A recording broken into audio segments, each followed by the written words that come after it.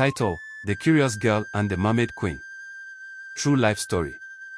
In the village of Umioma, there lived a little girl named Nneka. She was 13 years old, full of questions, and loved stories about things she had never seen before. But there was one story that always made her think deeply: the story of mermaids. Old women in the village always warned children never to go too close to the big river at noon. They said the river had spirits, and if anyone disturbed them, they would get angry. But Nneka did not believe it. One day, she asked her mother, "Mama, do mermaids really exist?" Her mother sighed. "Nneka, do not ask such questions. Some things are better left unknown." But Nneka was not satisfied. She wanted to see for herself. Every afternoon, when the sun was high in the sky, Nneka would sneak away from home and run to the river. She would pick up small stones and throw them into the water. "If you are real, come out and show yourself," she would shout. Day after day, she did this. But the river remained calm, and nothing happened. One afternoon, her best friend Ada saw her at the riverbank. "Nneka, what are you doing?" Ada asked. "I am calling the mermaids," Nneka said proudly. Ada gasped. "Are you not afraid? My grandmother said they take people away." Nneka laughed. "Those are just old people's stories. Nothing will happen." But Ada was not convinced. "Please, let's go home," she begged. Nneka refused, so Ada ran back to the village to tell Nneka's mother. That day, Nneka did something different. Instead of just throwing stones, she took off her slippers and stepped into the cool water. "If you are real, I am here. Come out and show me," she shouted again. This time, the water started to move. Small ripples became large waves. The sky darkened, and a cold wind blew across the riverbank. Nneka's heart began to race. She wanted to run, but her legs refused to move. Then, a beautiful woman with long, golden hair and shiny green scales rose from the water. Her eyes sparkled like stars, and her voice was soft but strong. "You have called me many times, little girl," the woman said. "Now, I have come." Nneka's eyes widened. "Are you a mermaid?" she asked in a whisper. "I am the Mermaid Queen," the woman replied. "And since you want to see us so badly, come with me." Before Nneka could scream, the water swirled around her, pulling her down into the river. At that moment, Ada arrived at Nneka's house, panting. "Mama, Nneka. Nneka is at the river." Her mother dropped the pot she was holding. "What?" She ran as fast as her legs could carry her. When she reached the river, the only thing she saw was Nneka's slippers floating on the water. She fell to the ground, screaming, "My daughter! My Nneka!"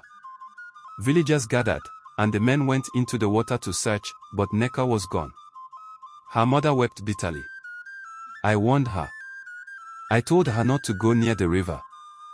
The whole village mourned. They knew what had happened. Nneka had been taken by the mermaids. Nneka woke up in a strange place. The walls were made of shining pearls, and the floor was smooth like glass. She was inside the mermaid kingdom. The Mermaid Queen sat on a golden throne, smiling. "Welcome to your new home." Tears rolled down Nneka's cheeks. "I don't want to stay here. I want to go home." The queen shook her head.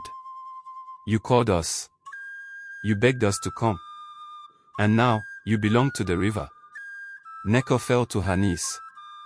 "Please, I am sorry. I did not mean to disturb you."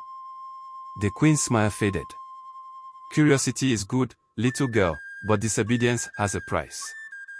You ignored the warnings of your elders. Now, you must live with the consequence." Nneka cried harder. She missed her mother. She missed Ada. She missed home. Days turned into weeks, and Nneka was still in the mermaid kingdom. She was not harmed, but she was not happy. The mermaids were kind, but she felt trapped. No matter how hard she tried, she could not escape. The queen had given orders that she must never leave.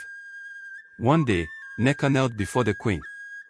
"Please, I have learned my lesson. I will never disobey my mother again. I will never disturb the river spirits again.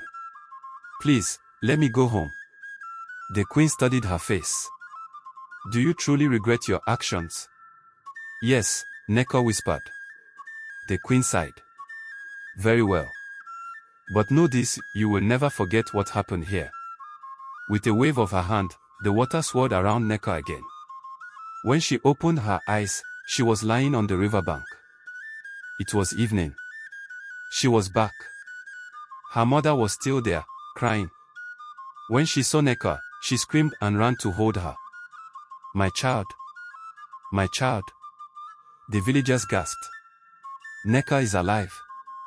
Nneka burst into tears. I am sorry, Mama. I will never disobey you again. Her mother hugged her tightly. You gave me so much pain. I thought I lost you forever. That night, the village celebrated Nneka's return, but she never forgot the lesson she learned. From that day, she stayed far away from the river.